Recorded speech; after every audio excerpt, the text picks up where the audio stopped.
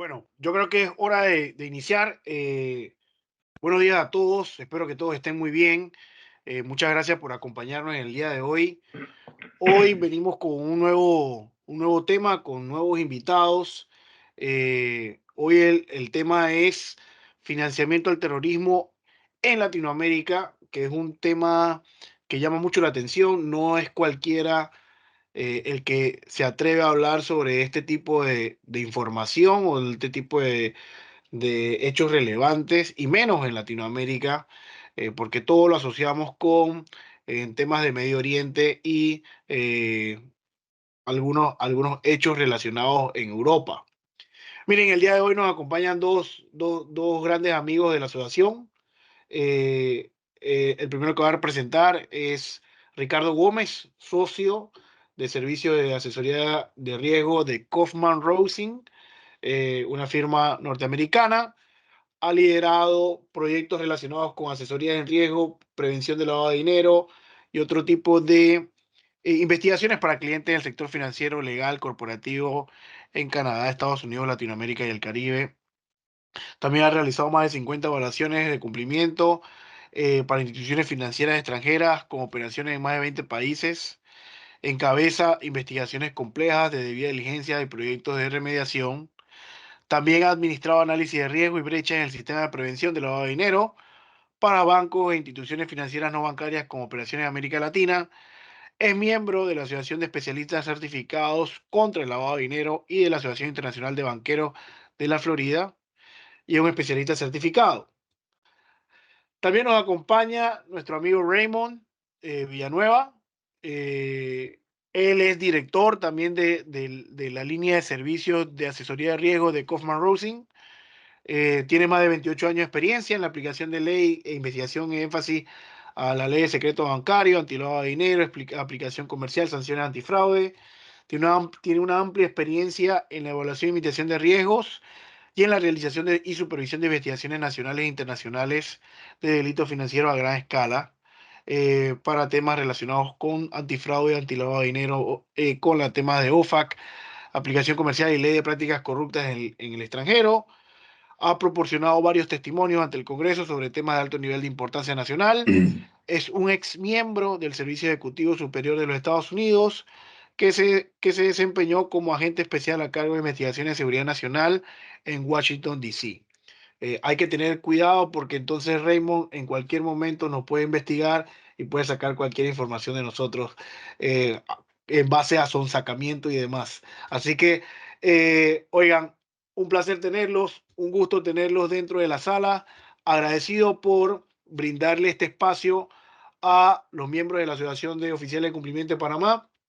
Eh, Así que los dejo con ellos. Ellos tendrán, creo que una hora, más de dos o más de una hora y media, explicándonos sobre las etapas del financiamiento del terrorismo y hechos de relevancia con casos prácticos en, en diferentes hechos relacionados en América Latina.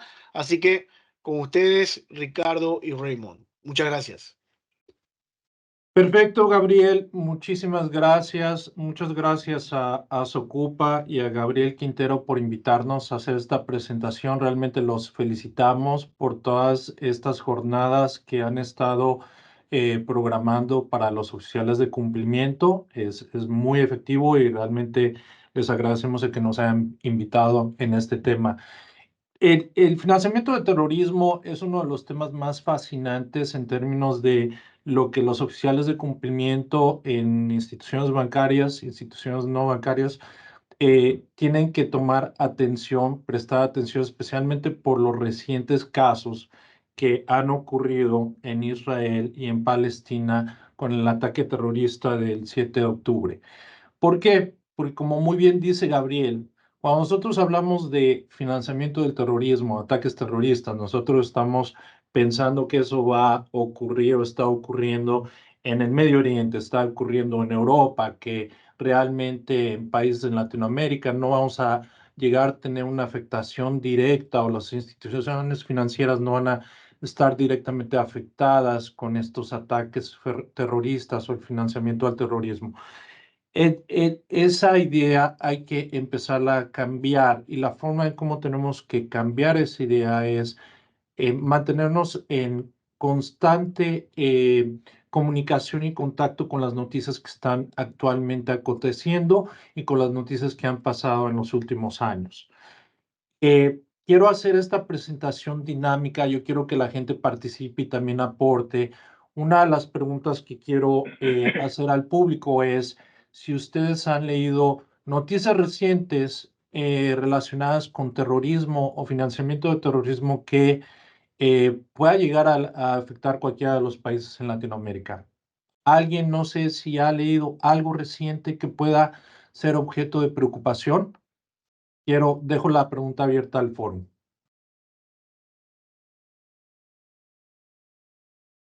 Si nadie ha leído las recientes noticias, acaba de salir una noticia hace un par de días con respecto al ministro de Relaciones Exteriores de Argentina, que precisamente recibió noticias de la embajada que Argentina tiene en Irán en relación a que el Estado bolivariano, Bolivia, ha estado emitiendo visas a, básicamente ciudadanos en Irán sin restricciones. Han sido emisión de visas con muy pocas restricciones, con muy pocos requerimientos, y eso ha levantado una gran preocupación en Argentina y en otros países por las noticias, por los riesgos que se puede acontecer el estar emitiendo estas visas o incluso pasaportes a ciudadanos de estos países.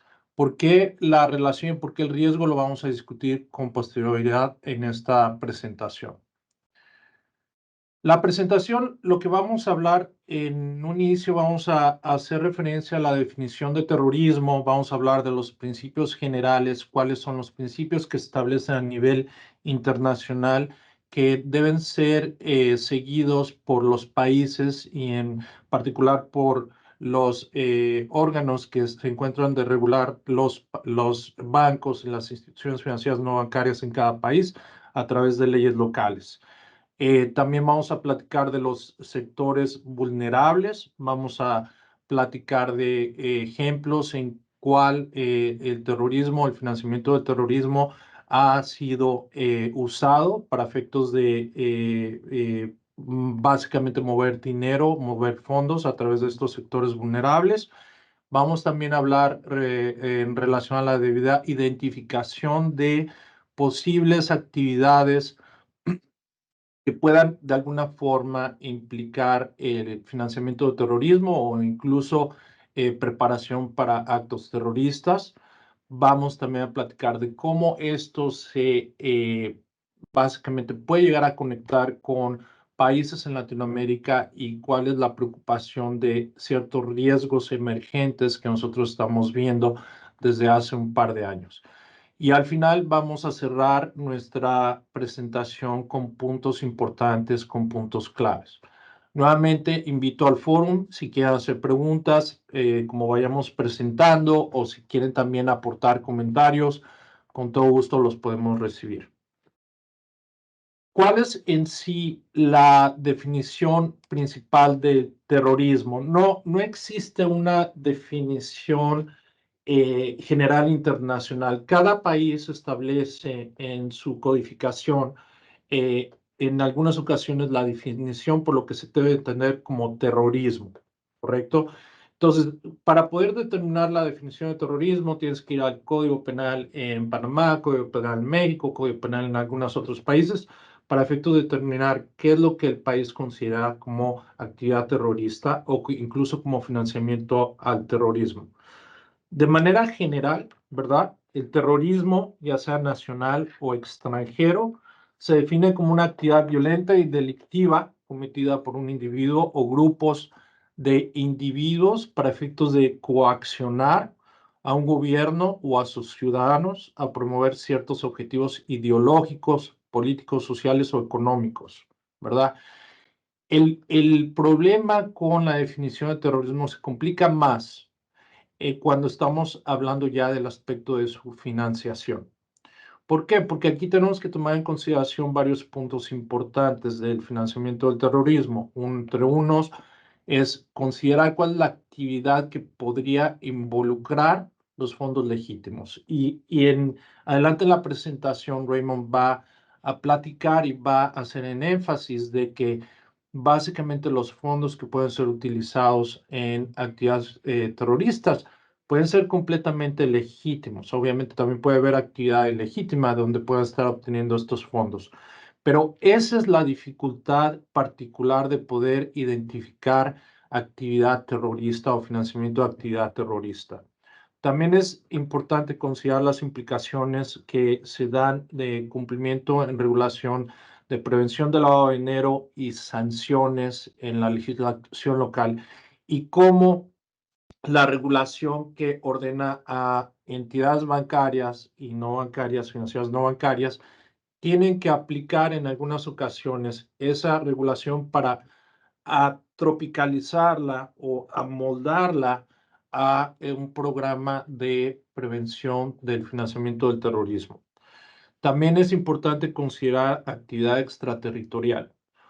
Uno piensa que si va a haber un ataque terrorista en Europa, que eso no va a posiblemente a suceder en países en Latinoamérica. Puede haber repercusiones muy grandes donde ese ataque terrorista en Europa a lo mejor fue financiado por alguna compañía o entidades que están en Panamá o que están en Paraguay o que están en Brasil. Y puede de hecho suceder que esa entidad que está fondeando ese ataque terrorista en Europa está pasando o abrió cuentas en alguna institución financiera en Panamá. Entonces, cuando nosotros vemos una noticia, un ataque terrorista en Medio Oriente, en Europa, no nos tenemos que tapar los ojos y nada más enfocarnos de que eso está sucediendo allá. Hay que buscar las conexiones y los anexos que puedan llevar a determinar si aquí en Latinoamérica puede haber una relación. Y como eventualmente va a haber, platicar Raymond, también hay que tomar en consideración los múltiples mecanismos que pueden llegar a utilizarse para recaudar fondos. Antes de pasar a la siguiente presentación, quiero hacerles una pregunta al foro y les voy a dar un ejemplo. Cuando nosotros hablamos de un ataque terrorista o de financiamiento del terrorismo, a lo mejor no estamos inmediatamente imaginando a un grupo radical islámico tratando de poner una bomba en un edificio en alguna ciudad, ¿no? Ese concepto o esa ideología de terrorismo también tiene que cambiarse. Cuando nosotros hablamos de terrorismo y financiamiento de terrorismo, no únicamente estamos hablando de grupos islámicos radicales. El terrorismo se puede representar en muchas formas. El terrorismo se ha hecho, de hecho, ya presentado en países en Latinoamérica. Nosotros podemos hablar de terrorismo que puede estar incluso conectado con el narcotráfico. Y ahorita vamos a ver varios ejemplos de cómo puede llegar a estar directa o indirectamente conectado. Yo les voy a dar un ejemplo. ¿Qué sucede? O una pregunta al público. ¿Qué sucede si yo tengo un casino en Panamá, verdad? Yo soy el dueño del casino.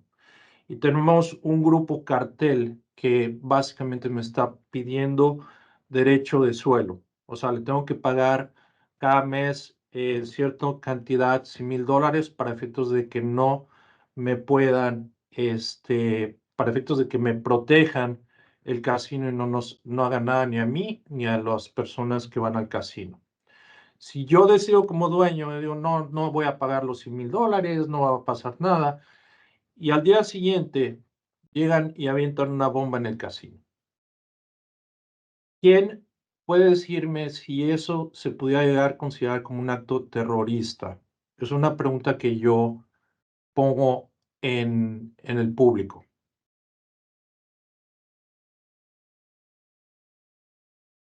¿Cuál sería tu opinión, Ray, en ese ejemplo que yo estoy dando? ¿Debemos de considerarlo como un acto terrorista? ¿Lo podemos correlacionar o lo podemos amarrar con el financiamiento de terrorismo y narcotráfico? ¿O nos tendríamos que ir cada caso en particular la regulación a la legislación local. ¿Quién gustaría participar? Ricardo, están comentando los compañeros que no se puede abrir el micrófono, pero están comentando por el chat. Te leo algunos de los comentarios. Acá contestan que sí, que se consideraría un acto terrorista, de lo cual yo estoy de acuerdo. Sí, para contestar tu pregunta, Ricardo, y como contestó la compañera, cuando miramos la definición de lo que es un acto terrorista, vuelven y contestan que sí, que se considera un acto terrorista, correcto.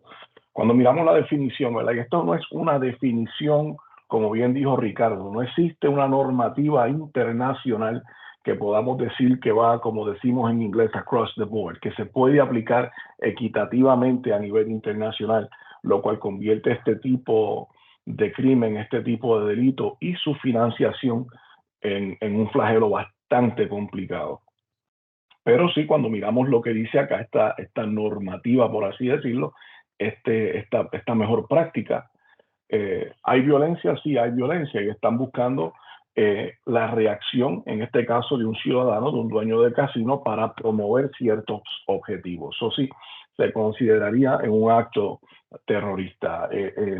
Es bien, bien importante que tengamos esto en mente cuando estamos mirando transacciones, para traerlo nuevamente al punto de instituciones bancarias, instituciones financieras, instituciones reguladas, ¿no? Tanto desde el punto de vista, como bien dijo Ricardo, nacional, desde lo que yo estoy haciendo a nivel doméstico dentro de mi jurisdicción, pero aún mucho más importante para estos compañeros acá que trabajan lo que es corresponsalía. Cuando entramos entonces en el tema de corresponsalía, Ricardo muy bien lo dijo, tenemos que estar pendientes a qué está sucediendo en el mundo y cómo lo vamos a manejar.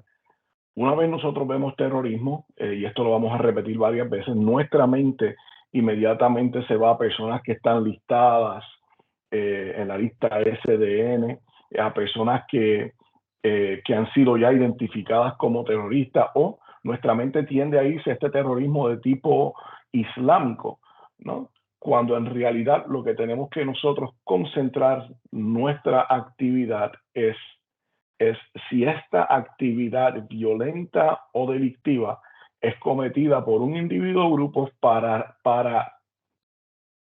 forzar un cambio para su beneficio, ¿no? Bien sea ideológico, financiero, no importa. Eso, en este caso, el ejemplo que da Ricardo, sí se podría considerar terrorismo, y entonces comienza nuestra búsqueda, ¿no? ¿Quiénes son las personas que están involucradas? Son personas que están, o grupos que están listados. Vino alguien a tomar, la palabra no es control, la palabra es, vino alguien a reclamar como que ellos cometieron el atentado y por qué lo cometieron, ¿no? Entonces tenemos una serie de implicaciones que entonces nos ayudan a nosotros a entender qué está sucediendo. Pero dos puntos bien importantes desde el punto de definición: no debemos nosotros, como entidades financieras, ¿verdad?, como este grupo o esta comunidad de interés en contra del lavado de activos, lavado de dinero, blanqueo de capitales,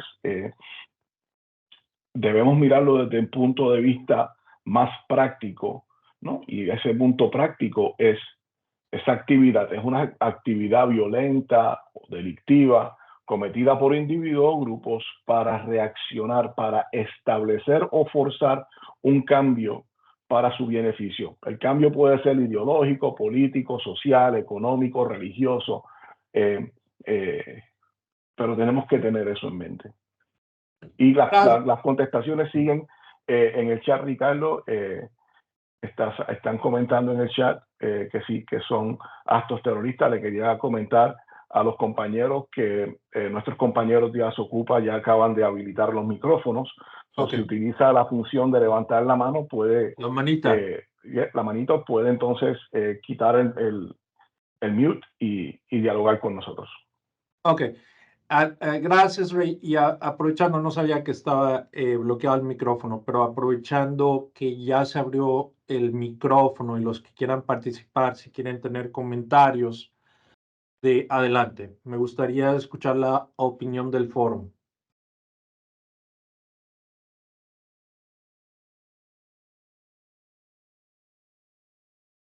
Creo que ya les dio pena, Ray. Bueno, si está abierto el micrófono, con todo gusto los invitamos a Judy Tunjano. Judy, ¿qué nos puedes comentar? Sí, buenos días. Pues respecto al tema del terrorismo, yo creo que a nivel regional hemos vivido el terrorismo de las distintas grupos que están presentes en Colombia, ¿no? Las FARC, el ELN, que constantemente cometen actos terroristas y que de todas maneras se financian también a través no solamente del sistema bancario, sino también de las ONGs, de la producción de la extracción del oro, de la extracción en general de los minerales, de los recursos minerales en Colombia y también ahora en Venezuela. Y bueno, un sinfín de medios que utilizan para la financiación. Entonces es por eso que no es solamente el sistema bancario o el sistema financiero que debe estar alerta sobre esta posible financiación, sino también los no financieros, ¿no? Porque cada vez se están utilizando más los no financieros precisamente porque ya los ojos están puestos en el sistema bancario y en general en los financieros. Gracias. Claro, no, gracias, Judy. Y básicamente es muy importante tu punto en no enfocarnos únicamente al sector bancario, financiero, como parte también de riesgo que puede haber es el sector real, ¿correcto? Todas las entidades, compañías que también puedan llegar a ser utilizadas, que vamos también a ver algunos ejemplos eventualmente, que no necesariamente son instituciones financieras, pero que también han hecho uso de ellos individualmente, como las organizaciones sin fines de lucro, donde o otro tipo de compañías, entidades que han sido utilizadas para este efecto. Creo que vi a alguien más que levantó la mano. José. José, ¿cómo estás, José? Sí, buenos días, ¿qué tal? Primero que todo, agradecido por este foro, muy importante. Les habla José Cordero aquí de Panamá, abogado en profesión y estoy encargado de los temas de cumplimiento en la firma que represento. Quería hacer nada más una aportación, es muy válida con el concepto de terrorismo. Yo vengo de la banca, más de 30 años trabajo en la banca y ahora estoy apoyando al sector no financiero. El terrorismo, como todos sabemos, el mal evoluciona más rápido que el bien. El terrorismo ya en los bancos es la entidad financiera más regulada, sobre todo en el mundo y sobre todo aquí en Panamá. Por eso es que el terrorismo ha buscado otros medios, como bien mencionó ustedes expositores. Se han migrado actividades que no eran el sector financiero. Por eso que Panamá se vio obligado a crear la superintendencia de sujetos no financieros, ¿no? Obligados financieros, como son, ejemplo, mencionaron los casinos. Los casinos es una entidad con respeto a los trabajadores de casino, pero de muy alto riesgo por el volumen de efectivo y también la no procedencia donde vienen ese gran volumen de efectivo, como nivel de construcción, la zona franca, zona libre, los metales preciosos, la compra y venta de autos nuevos de segunda, entre otros. ¿Qué quiero decir con eso? Que el terrorismo, bajo mi concepto, está buscando otros medios y está avanzando. Y terrorismo, tomando el ejemplo del que dijo el licenciado, es todo lo que causa terror. Usando ese ejemplo, el terrorismo es si me proponen algo y yo no acepto esa propuesta y me dicen, me van a secuestrar a un familiar, vamos a poner una bomba, causa terror. Bajo mi lupa, todo lo que ocasiona terror al diario y sano vivir es terrorismo. Y eso es un concepto que también tiene que evolucionar. ¿Por qué? Porque todo el mundo lo socializa con bombas, etcétera, como pasó con las Torres Gemelas, ¿no? Esa era mi pequeña aportación. Gracias. Excelente, José, y muchas gracias por tu aportación. Y en efecto, es un ejemplo lo del casino. si van a secuestrar a mi familia, o por ejemplo, en el caso de México, yo soy de México, nosotros tenemos mucho el tema de narcoterrorismo y son bandas que están peleando entre ellos mismos, de repente aparecen personas colgadas desde un puente, ¿verdad? Eso es narcoterrorismo y eso afecta directamente a toda la sociedad. Muchísimas gracias, José. Vamos a pasar a la siguiente sección. Un poco en términos muy generales de platicar sobre principios generales que son establecidos para efectos de terrorismo a nivel internacional. Tenemos principio general de la recomendación número 6 del Grupo de Acción Financiera Internacional, que precisamente pide a los países que establezcan sanciones financieras relacionadas al terrorismo y al financiamiento del terrorismo. Y esta recomendación dice que los países deben implementar régimen de sanciones financieras para cumplir con las resoluciones del Consejo de Seguridad de la ONU relativas a la prevención, represión del terrorismo y financiamiento del terrorismo. En pocas palabras, nos está diciendo que cada país, cada jurisdicción necesita establecer sus propias regulaciones, propios decretos para efectos de poder establecer controles de financiamiento de terrorismo y para poder congelar los fondos que se pudieran identificar que estuvieran conectados con actividades terroristas o el financiamiento del terrorismo. En algunos países se establece a través de una ley directa, en otros países se establece a través de un decreto o en otros países se establece incluso a través de una circular, donde indica que si bien el país puede tener sus listas propias, como en el caso de México, en otros países donde tienes personas bloqueadas o personas de interés por actividades criminales, incluyendo el terrorismo, también se debería de observar listas internacionales como pudiera ser la sanción de OFAC en Estados Unidos, en algunas otras jurisdicciones en general. También tenemos la recomendación número 8 del Gafi, en el cual ahí hay una preocupación muy peculiar y reconocida con las organizaciones sin fines de lucro. Y la recomendación 8 dice que los países deben revisar la idoneidad de las leyes, regulaciones relativas a la entidad sin fines de lucro que el país ha identificado como vulnerables para su abuso, para el financiamiento del terrorismo. Ese es un principio muy importante porque históricamente se ha visto, como había comentado creo que Judy, es el uso de este tipo de entidades que han sido constantemente hecho para efectos de financiar actividades terroristas. Y aquí la recomendación nos dice, se debe de proteger a estas entidades del abuso del financiamiento del terrorismo, incluyendo tratar de identificar aquellas organizaciones internacionales que realmente se hacen pasar como entidades legítimas de organización sin fines de lucro, pero que realmente están obteniendo ese dinero de donaciones para realizar o financiar actividades terroristas, o quieren explotar entidades legítimas sin el conocimiento de estas entidades de que están siendo utilizadas para el financiamiento de terrorismo, o simple y sencillamente como un conducto para poder proceder a mover todos esos fondos que van a ser destinados finalmente a actividad terrorista. El uso, por ejemplo, y aquí la importancia que tenemos que ver de las organizaciones sin fines de lucro es ver si ese fuente de dinero está viniendo de donaciones. ¿Cuál es el fin de lucro de esta entidad? Si se dedica, por ejemplo, a la protección de animales de la selva, ¿verdad?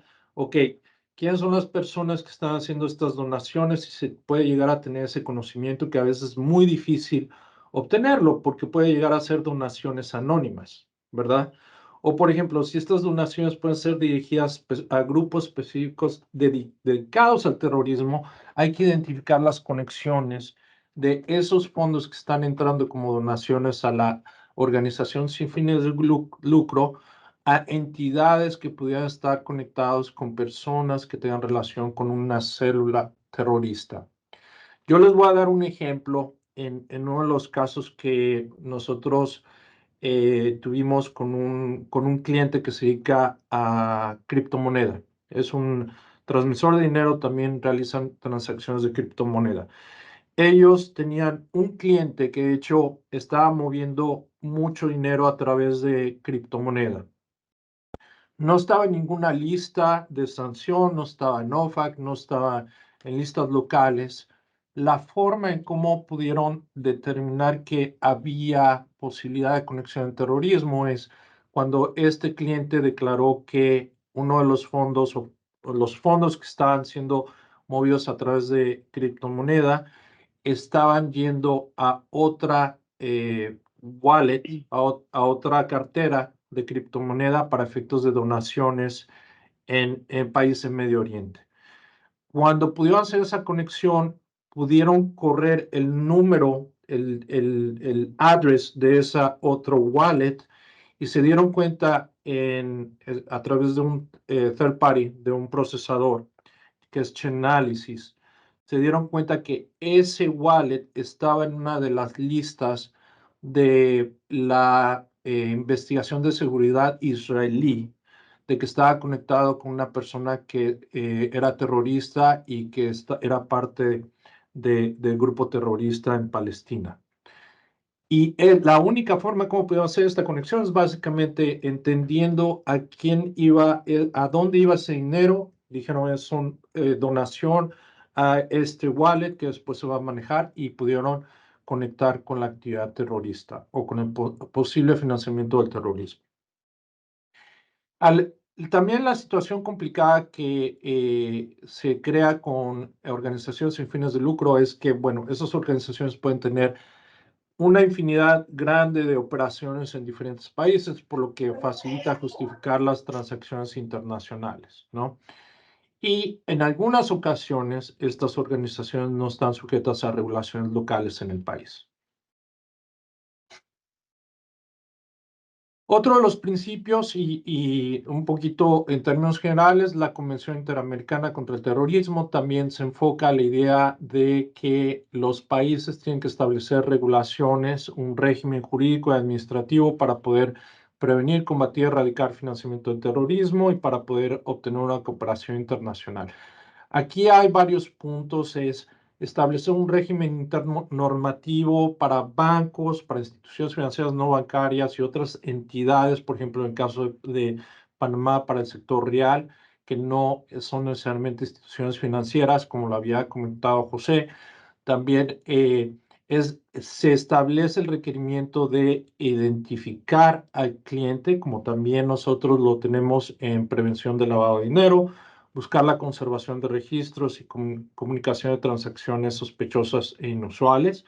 Y finalmente seguir el dinero. ¿Cuáles son los movimientos transfronterizos de ese dinero? Si estamos hablando de instrumentos negociables al portador, otros movimientos relevantes de valor. Vamos a hablar aquí de los sectores vulnerables, como habíamos comentado anteriormente, de varios ejemplos. No solamente, vamos a empezar con el sector bancario, ¿verdad? Porque es uno de los sectores que realmente pueden estar siendo vulnerables al financiamiento del terrorismo. Aquí, básicamente por la transferencia, la facilitación de transferencia de fondos ilícitos, como José y Judy comentaron, a la actualidad los bancos, las instituciones financieras no bancarias se han vuelto un poquito más, se han vuelto conscientes de la necesidad de establecer controles adicionales, no únicamente ver el lavado de dinero, pero también buscar posible actividad que viene del financiamiento del terrorismo. La complejidad ocurre cuando, por ejemplo, tenemos una entidad que es una estructura compleja, que tiene un número significante de entidades que son entidades paraguas, que son dueñas de esa entidad, y además de tener esa complejidad de estructura para la compañía, resulta que esa compañía o las compañías que están parte del grupo tienen accionistas nominales o directores nominales. Ahí se empieza a generar una complejidad. ¿Cómo puedes llegar realmente a identificar el beneficiario final, el origen y destino de los fondos? que van a pasar a través de la cuenta. Y quiero regresar a ese punto como pregunta a José, y no sé si tengamos algún otro abogado en el fórum, el tema de actividad, de entidades que se crean, ¿verdad? En varios países, incluyendo en Panamá, donde la entidad es creada por un agente residente, un registered agent, una firma generalmente. Y la firma establece, ayuda a crear esta entidad. A veces en el pasado, en algunos países, incluso en la actualidad, se llega a hacer la designación de directores nominales, ¿verdad? Me gustaría tener un poquito de tu opinión, José, aprovechando que eres abogado en Panamá. Adelante, José. Estás en mute.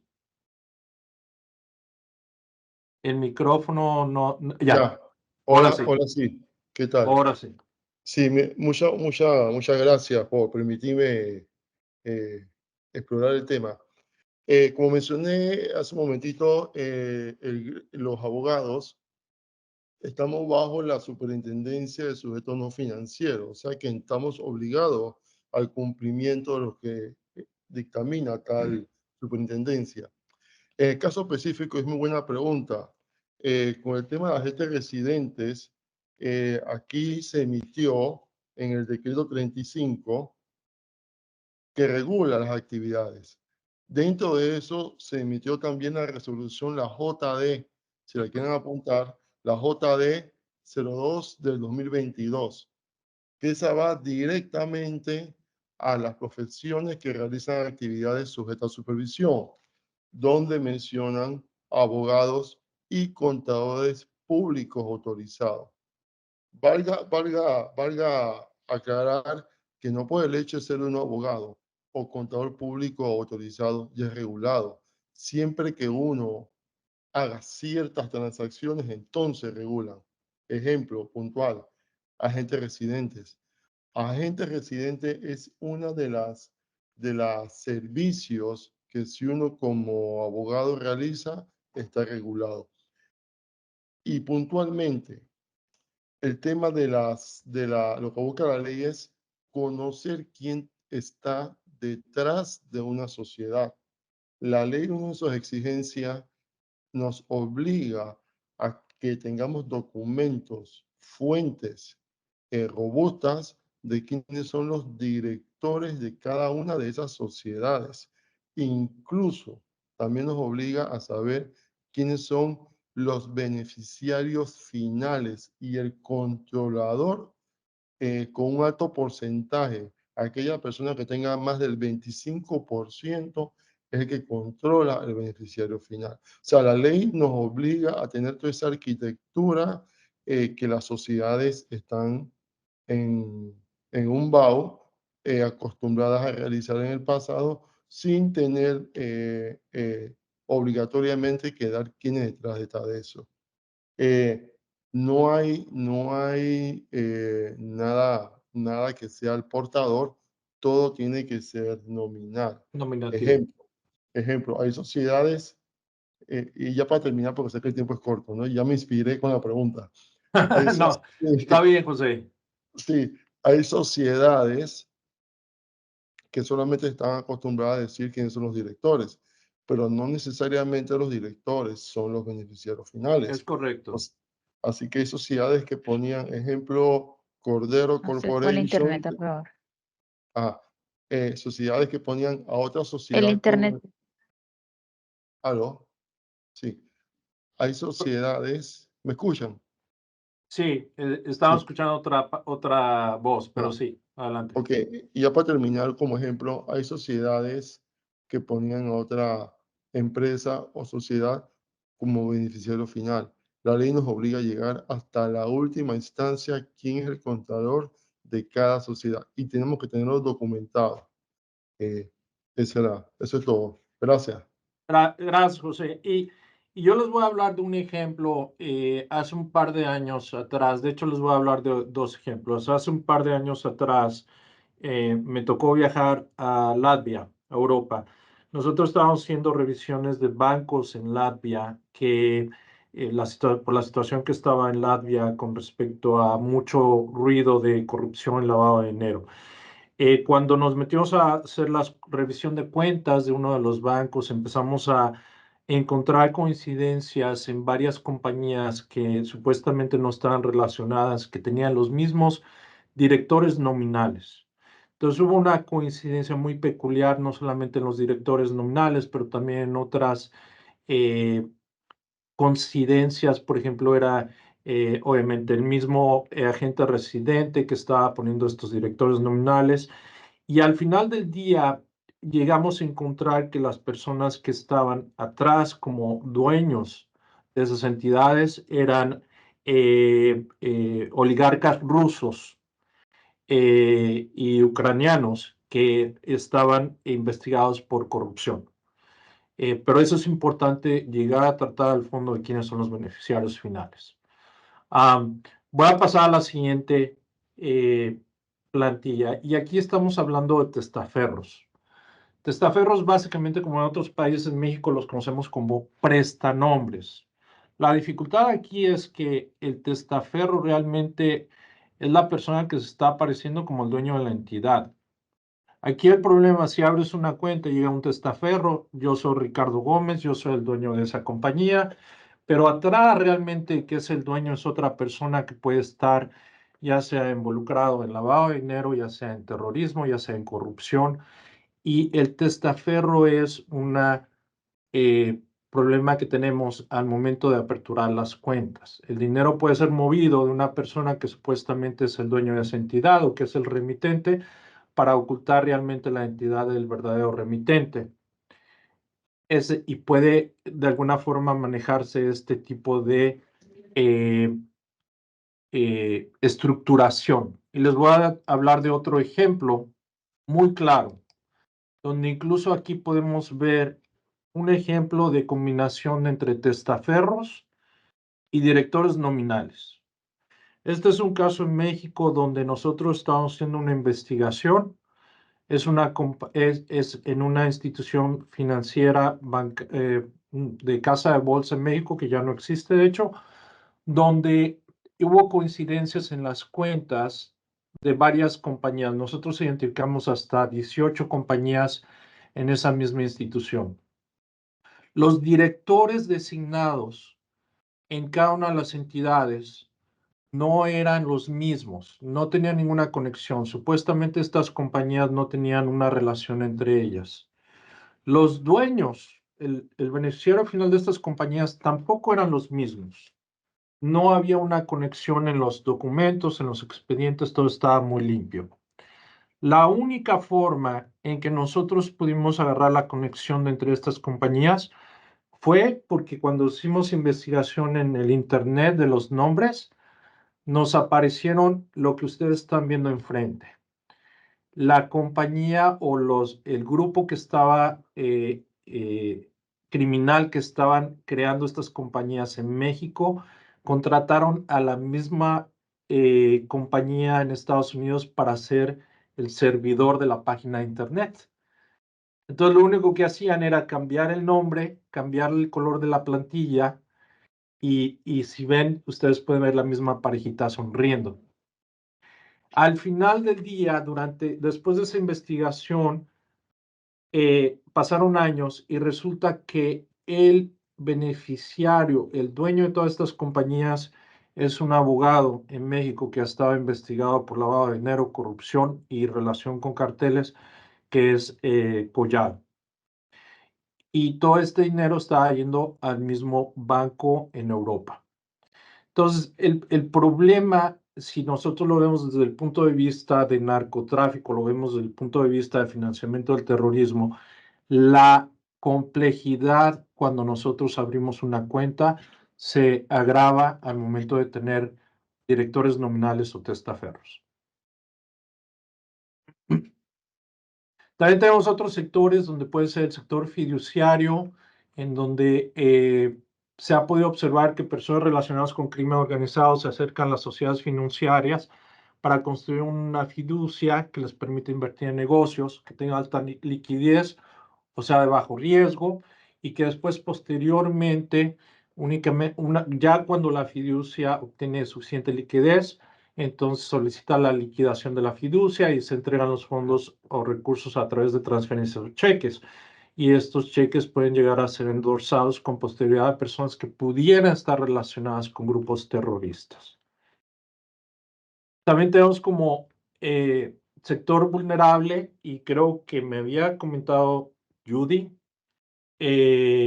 o no me acuerdo si fue José, lo que son zona de libre comercio.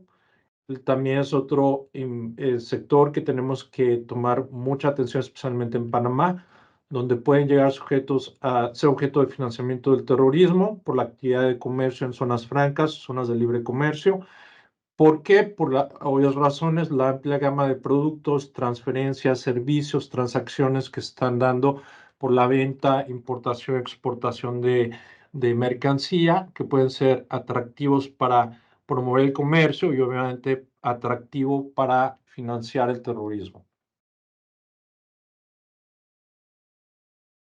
Sectores vulnerables, también tenemos que considerar lo que es instituciones financieras no bancarias. Aquí estamos hablando de ejemplos de casas de cambio, servicios de transferencia de dinero, otros tipos de negocios donde pueden llegar a realizar transferencias de fondo sin que exista un registro del ordenante para esa operación, o cuando se hace la transferencia y va a una entidad intermediaria financiera, esa entidad intermediaria no transmite o no pasa la información del verdadero remitente de la transacción.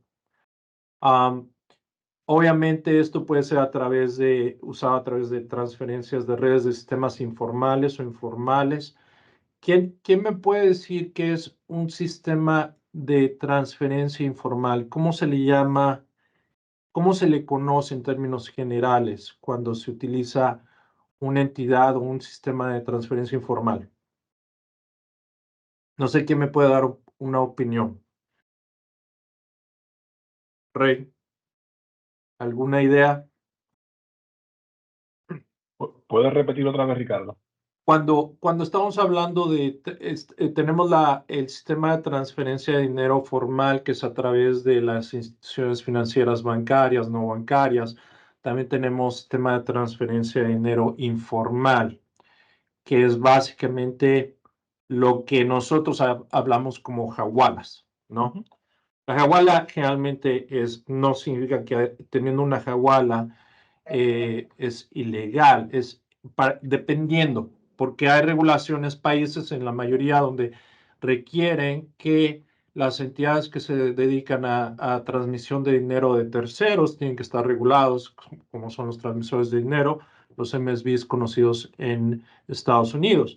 Pero hay otros países donde realmente el sistema de transferencia informal a través de jagualas no es regulado y es informal, y el primo, el hermano puede contactar al otro primo en el otro país para efectos de que se mueva dinero y que nada más quede registrado en los libros.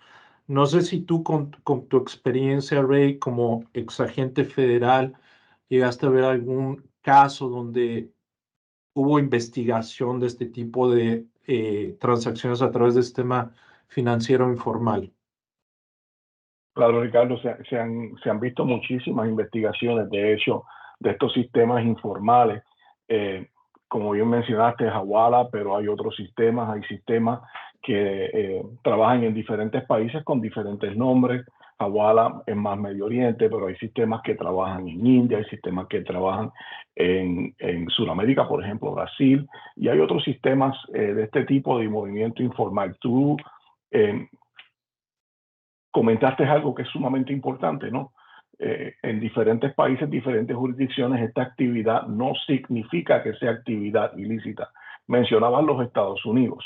Los Estados Unidos tienen una legislación bajo el título 18 del Código Penal que establece que estas entidades lo que tienen es que estar registradas con FinCEN, que es la unidad de inteligencia financiera de los Estados Unidos, Financial Crimes Enforcement Network, y tienen que obtener una licencia del estado en donde ellos operan. Si estas entidades tipo Hawala hacen eso, entonces ellos pueden operar, pero sí, bien importante, como tú mencionaste, Ricardo, tienen que operar bajo un ente regulatorio donde ellos tienen que establecer reportes de lo que es el acta de secreto bancario, como reportes de actividad sospechosa, como reportes de transacciones de más de $10,000. Tienen que establecer sistemas de identificación, cualquier transacción o agregado de transacciones que sea más de $3,000, hay que colectar identificación. Pero contestando a tu pregunta, sí se ha visto investigaciones donde este tipo de esquema o de movimiento informal de divisa se ha utilizado para financiamiento al terrorismo. Uno de los casos en los Estados Unidos más sonados luego de los ataques del 11 de septiembre fue un caso en la ciudad de Buffalo, en Nueva York, donde yo trabajaba. De hecho, yo era el supervisor del equipo financiero, que fue el caso de este señor Mohammed Albana. Se le llamó The Lackawanna Six, los 6 de Lackawanna, en donde se estableció y se identificó una red de este tipo de hawalas que enviaban dinero. Y obviamente no vamos a entrar en las complicaciones, más adelante vamos a hablar un poco más, pero sabemos que el hawala mueve dinero sin mover el dinero físicamente, por lo menos de momento. Es un sistema basado netamente en la confianza entre dos partes, ¿no? para enviar dinero. Pero bien importante, no todo el dinero que se mueve a través de un tipo de sistema informal es dinero que lleva una connotación ilícita, bien claro, bien puntual. Todo depende de la legislación nacional de la jurisdicción donde esto esté pasando, porque puede darse de que sí, de que ese tipo de actividad no esté apoyada por ley y entonces se convierte en una actividad ilícita, pero no necesariamente de terrorismo. Correcto. Muchísimas gracias, Ray.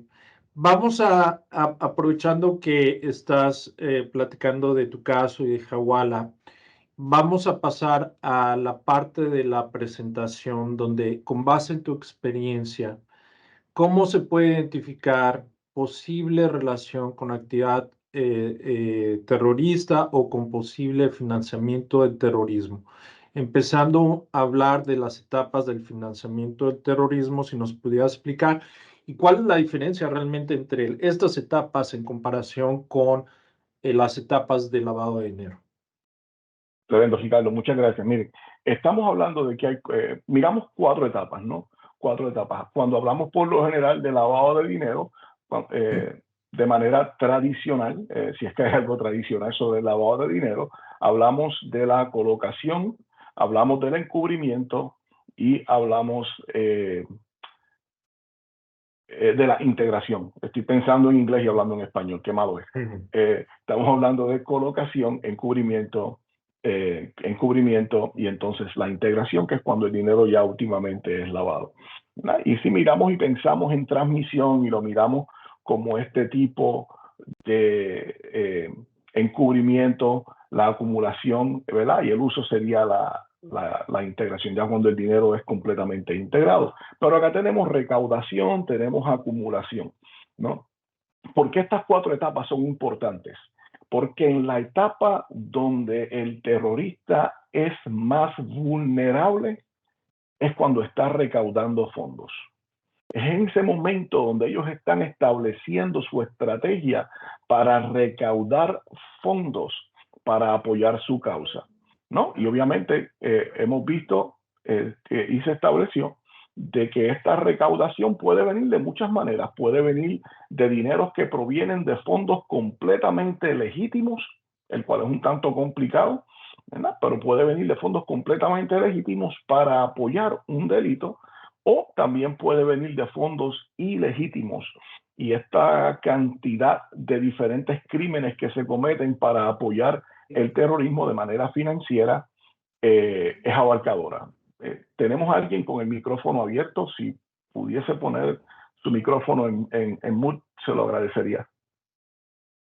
¿Qué sucede, no? ¿Qué sucede?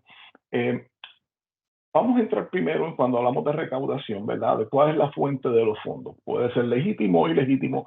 Cuando hablamos de fondos legítimos, puede ser recaudación. Ahora ha crecido grandemente estas páginas que se llaman GoFundMe, provéeme dinero para X o Y situación.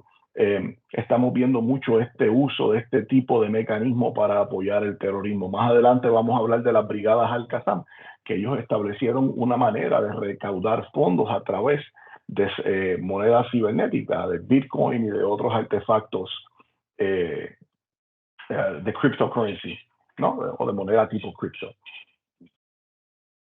De esa manera, cuando el dinero proviene de actividad legítima, es donde usted va a ver envuelta a las instituciones sin fines de lucro, estas organizaciones sin fines de lucro, ¿no? Tenemos que estar bien pendientes, como Ricardo mencionó, en los sectores vulnerables, de cuál es la actividad, cuál es la finalidad de esta institución sin fines de lucro, cuál es su motivo operacional y en qué geografía ellos están operando, para que nosotros podamos establecer esta debida diligencia y conocer a nuestro cliente de manera apropiada, porque de lo contrario entramos entonces en lo que son vulnerabilidades sistemáticas y puede el sector financiero ser explotado. Y vamos a hablar más adelante también del sector no financiero, ¿no? Pero estas entidades, les doy un ejemplo: en los Estados Unidos hubo un caso muy sonado, que fue el caso del Circo Islámico de Norteamérica. Era un grupo de doctores que ellos emitían emitían sus donaciones a este grupo para ayuda médica en ciertas áreas del Medio Oriente, cuando en realidad este grupo de doctores lo que estaban haciendo era moviendo dinero a través de esta entidad para apoyar a Al-Qaeda, incluyendo darle servicios médicos al que a su vez fue el jefe número 1 de Al-Qaeda, el señor Osama Bin Laden, ¿no? ¿Cómo nosotros sabemos que ellos estaban haciendo esto? Porque muchas veces personas estaban donando cantidades de dinero tan y tan exorbitantes que es difícil establecer de que ese dinero provenía de su salario, ¿no? Pero hay personas que sí hacen donaciones de su salario. Cositas que se vieron. ¿Cuáles fueron algunos de estos indicadores que nos dejaron saber, oh, caramba, tenemos un problema? Pues tenemos un problema. Raymond Villanueva establece una donación al Circo Islámico de Norteamérica y Raymond Villanueva retira ese dinero o recibe dinero, donaciones en Palestina. O sea que yo estoy donando dinero y yo estoy recibiendo dinero. Tenemos un problema, ¿no? Y obviamente comenzamos a ver que hay un movimiento de apoyo a través de esta institución sin fines de lucros, el Circo Islámico de Norteamérica, a unas regiones donde ellos no operaban, y ese movimiento podíamos establecer que era un movimiento estratégico. Hoy día todo este tipo de eventos se ve en la prensa, y lamentablemente podíamos ver nosotros claramente que había un movimiento de estas entidades terroristas estratégico que era muy similar al movimiento de esta organización sin fines de lucro, ¿no? Pero bien importante, el propósito de la organización, dónde se dedican, la geografía, quiénes son las personas que donan el dinero y dónde va el dinero, quién lo recibe al final del día y para qué propósito, ¿no?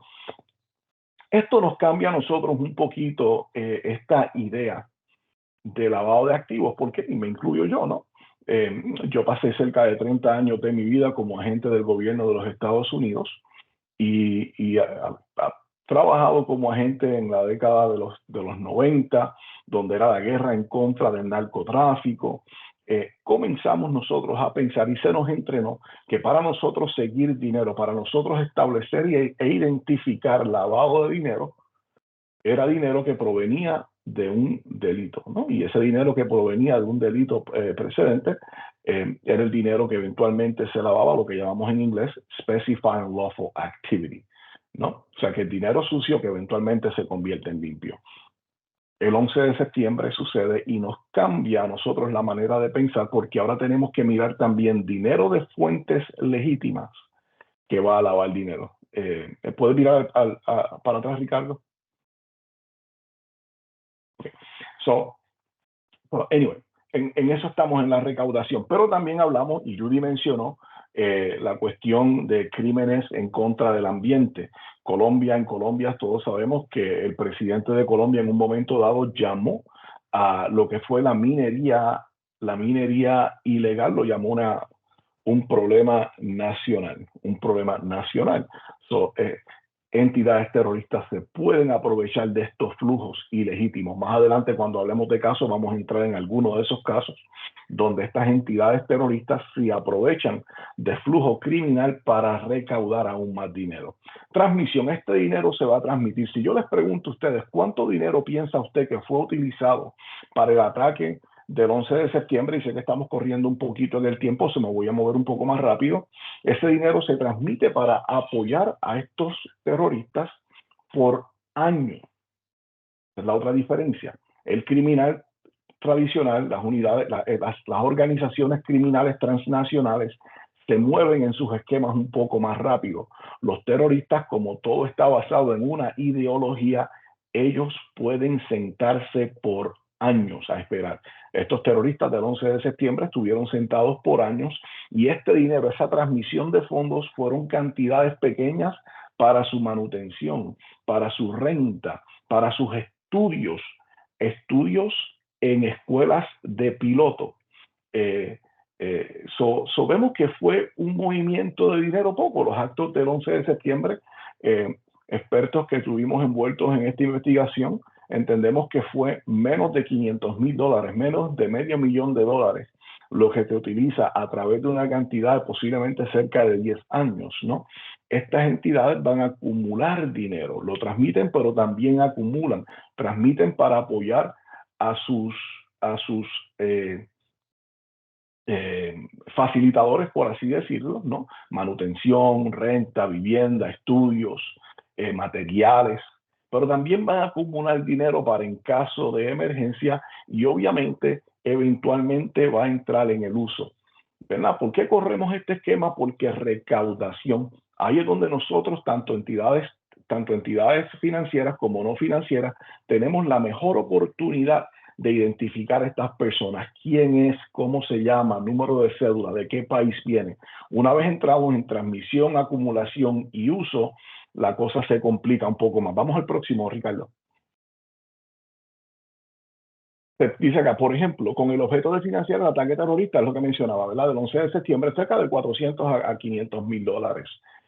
No, los grupos operativos gastaron aproximadamente $270,000 en los Estados Unidos. Como le dije, eso fue renta, eso fue comida, eso fue por años. Por años. Se dice que la primera práctica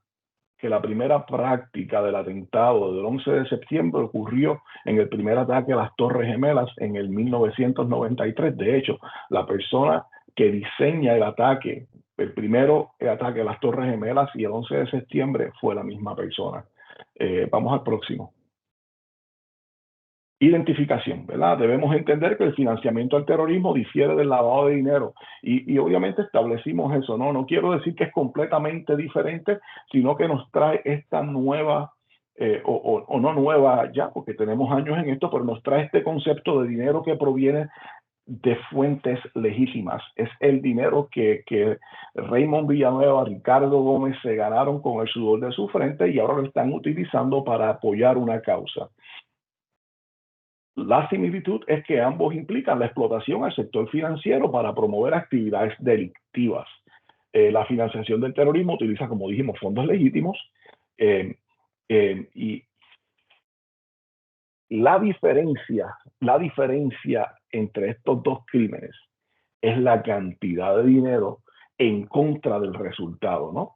Si vamos otra vez a la diapositiva anterior, vimos que en el 11 de septiembre se cayeron las dos torres, paralizaron básicamente el sector financiero a nivel global, porque mucho de las finanzas globales corrían a través de esas torres. Muchas personas piensan que el ataque del 11 de septiembre fue un ataque en contra de la ciudad de Nueva York. No, el ataque del 11 de septiembre fue un ataque en contra del sector financiero global, ¿verdad? Vemos la diferencia. Delitos transnacionales como el narcotráfico mueven millones de dólares, mientras que el financiamiento al terrorismo no necesita esas grandes cantidades de dinero para cometer los actos que ellos están cometiendo.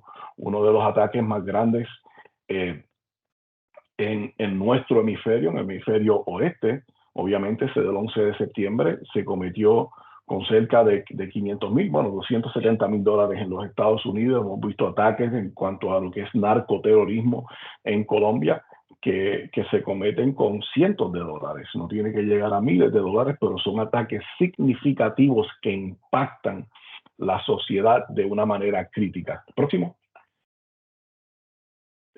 Si bien los esquemas tradicionales de lavado de dinero en su mayoría de gran volumen, las actividades de financiamiento del terrorismo podían implicar pequeños pagos, ¿no? ¿Por qué estos pequeños pagos son importantes? Nosotros tenemos sistemas de monitoreo de transacciones y nos acostumbramos a ver estos sistemas de monitoreo basados en lo que llamamos en inglés thresholds. Y honestamente, estoy tan acostumbrado a llamarle threshold, Ricardo, que me ayudas, no sé la palabra en español. Threshold serían montos. Montos. Sí. Es este tipo de límites, por así decirlo, ¿no? De límites, ¿no? Mientras que umbral, muchas gracias, Sergio, muchas gracias. En umbrales, ¿no? ¿Qué sucede, no? ¿Qué sucede? Nos acostumbramos a ver estos umbrales y utilizamos, por ejemplo, en los Estados Unidos, en un negocio de casa de cambio, el umbral para reporte de actividad sospechosa es $5,000, en un banco es $10,000. Y vamos entonces mirando esta dinámica de un poco diferente, pero la realidad es que cuando se trata de financiamiento al terrorismo, las transacciones pueden ser muy pequeñas. Por ende, conocer a nuestro cliente es más importante que nunca. Entender qué productos y servicios está utilizando y por qué. Entender esta huella dactilar, el DNA financiero de nuestro cliente, cómo opera, dónde opera y el por qué. Es como cuando nosotros éramos pequeñitos, ¿no? Que nos sentábamos en el asiento de atrás de nuestros papás mientras ellos conducían y nosotros preguntábamos el porqué de los porqué hasta que nuestros papás se salían así de, especialmente conmigo, ¿no? Porque me gustaba preguntar mucho, ¿verdad? Esa curiosidad. Tenemos que ser curiosos para que así podamos entender a nuestro cliente, ¿no? Algunos de los factores a considerar: cuál es la fuente de los fondos, pero bien importante, cómo esos fondos se mueven. De momento, Raymond nunca ha mandado una transferencia electrónica a Ricardo en México, digamos, ¿no? Y mi transferencia electrónica es mínima, no llega a pegar a tus umbrales de monitoreo, pero es una actividad inusual, ¿verdad? ¿Por qué el dinero fluye de esa manera? ¿No? Ese dinero se está utilizando para el fondo previsto. En el caso de las entidades sin fines de lucro, esto es bien importante. Y una desviación a patrones financieros del cliente, ¿no? Como le digo, vamos a ver acá.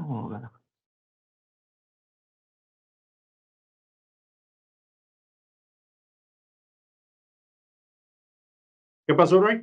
Sí, lo estoy leyendo acá, uno de los comentarios.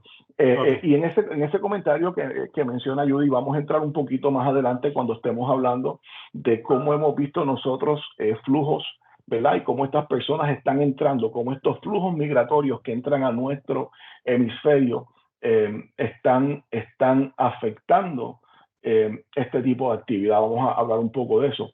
Dice que los operadores y células terroristas son conocidos por permanecer inactivos durante largos periodos. Había mencionado eso. En el caso del 11 de septiembre, se vio que estas personas se sentaron por casi 10 años esperando ese momento, ¿no? Crimen transnacional trabajan un poco más rápido, sus objetivos se mueven de una manera más expedita. Cuando son cuestiones ideológicas, ellos tienen el lujo del tiempo, y esto sucede tanto a nivel islámico como a nivel ecológico, como a niveles políticos también. Ellos tienen la habilidad del tiempo. Cuando es este tipo de narcoterrorismo y este tipo de terrorismo que está bien alineado con actividad delictiva, pues entonces tiende a moverse un poco más rápido, ¿verdad? Tiende a moverse un poco más rápido, pero de igual manera, cuando vemos un tipo de narcoterrorismo, y esto es bien importante, la identificación, ¿no? Ellos están lavando dinero que proviene de la venta de narcóticos en los cientos de millones de dólares, pero el dinero que ellos necesitan mover para un atentado terrorista puede ser algo diferente, aunque proviene de actividad ilícita en este caso, pero no va a llevar este tipo de volumen tan alto. Y ahí nosotros vemos como que de momento esto se complica un tanto. Próximo. motivaciones, ¿verdad? Y es bien, yo diría que si usted se lleva algo con usted el día de hoy, nosotros logramos algo, esta diapositiva es sumamente importante, ¿no? Muchas veces cuando pensamos en terrorismo, inmediatamente nuestra mente se va y se nos va marchando hacia este terrorismo islamita, ¿no? Porque es lo que hemos visto en los últimos años, la guerra en contra del terrorismo, inmediatamente pensamos en este individuo de Medio Oriente, ¿no? Cuando nosotros en realidad, sobre todo en nuestro hemisferio, hemos visto lo que es el narcoterrorismo, que no tiene que ver nada con el terrorismo islamita. Tenemos motivaciones políticas, tenemos tensiones raciales que hemos visto en otras partes del mundo. Por ejemplo, en el área del Pacífico tenemos terrorismo que sucede por ganancia financiera, tenemos batallas geográficas, que es lo que estamos viendo hoy. Si nosotros tratamos de entender un poquito qué está sucediendo entre Palestina e Israel, sí, hay una connotación religiosa que viene desde los tiempos bíblicos, pero tenemos una batalla geográfica, todo sobre la franja de Gaza, ¿no? Entonces tenemos diferentes tipos de ideologías que van bien alineadas con lo que pueden ser las motivaciones de estos diferentes grupos. Y acá no estamos hablando de muchas otras como grupos que están motivados por cuestiones ecológicas, del cual tenemos uno sumamente activo en Sudamérica. Dice que las redes terroristas son ágiles, adaptables y altamente sofisticadas. Cuando pensamos en motivaciones, ¿sabe cuántas veces yo me he topado con personas que he trabajado con ellos, tanto en mi vida como agente investigador del gobierno de los Estados Unidos para el Departamento de Seguridad Nacional, tanto como en mi rol ahora por los últimos años privados como asesor de riesgo y director de investigaciones de la firma Kaufman Rosin? Es que muchas veces las personas piensan, no, estas son personas que viven en cuevas, estas son personas que no son educados, estas personas apenas saben hablar. No, más adelante vamos a ver cómo están utilizando las redes cibernéticas, criptomonedas. Uno de los terroristas más buscados en el mundo hasta hace aproximadamente 1 o 2 años atrás era un cirujano médico. Son personas que son altamente sofisticadas, son muy inteligentes, son personas que tienen la habilidad y la capacidad de establecer redes y procesos sumamente complejos, incluyendo los mecanismos de financiación y sus operaciones. La próxima. La evolución. Aquí es que vamos a entrar un poquito en la evolución de esto y quería traer, yo sé que mencioné las campañas de las brigadas Al-Qassam, la campaña Al-Qaeda, ¿no? ¿Por qué? Volvemos a lo mismo, porque muchas veces hay personas que piensan, no, estas son personas que no tienen educación, estas personas son unos bárbaros, estas personas, y sí, yo puedo estar completamente de acuerdo en que los delitos que cometen y las cosas que hacen son barbaridades, son delitos que son horrores, son cosas que no tienen explicación. ¿Verdad? Pero no podemos pensar que no son personas educadas. Cuando miramos las brigadas Al-Qassam y estos casos que están aquí, fueron casos que se trabajaron desde Washington, D.C., algunos de ellos trabajados por oficinas investigativas, tanto de Seguridad Nacional, FBI, como otros. Pero desde 2019 las brigadas Al-Qassam han estado buscando donaciones de partidarios a través de Bitcoin, ¿ok? Y ellos establecieron un nivel de complejidad para establecer carteras, cómo van a mover su dinero a través del blockchain para esconder su dinero, ¿no? Pero sin embargo, cuando están pidiendo las donaciones y los esfuerzos, estas personas son bien claros.